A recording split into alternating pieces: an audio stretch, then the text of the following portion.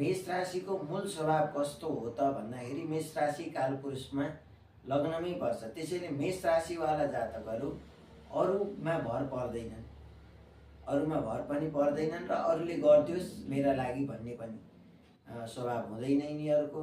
यिनीहरूको स्वभाव आफ्नो लागि आफैले गर्नुपर्छ भन्ने स्वावलम्बी स्वभावका हुन्छन्। यदाकदा यही स्वावलम्बी स्वभाव सबैले आफ्नो लागि आफैले गर्नुपर्छ भन्ने स्वभाव भएकै कारण यो मान्छे त स्वार्थी हो कि भनेर पनि मेष राशिलाई आलोचनाहरू खेपिरहनु पर्छ। मेष राशिलाई अरूले दोष गर्छन्, तर वास्तवमा मेष राशि स्वार्थी होइन, स्वावलम्बी हो। आफ्नो लागि आफैले गर्नुपर्छ भन्ने प्रकृतिको हो। त्यस्तै मेष राशि स्वावलम्बीका साथसाथै उत्साही, पराक्रमी, साहसी, निडर व्यक्ति पनि हुन्छन्।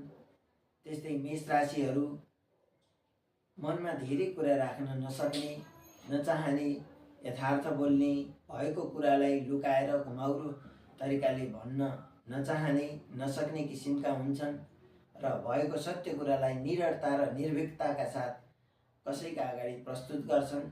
यसैका कारण कहिलेकाहीँ चाहिँ मनमा कुरा राख्न सकेन, यथार्थ बोल्यो सबैको अगाडि भनेर आलोचनाको घेरामा पनि मेष राशिहरू पर्दछन्।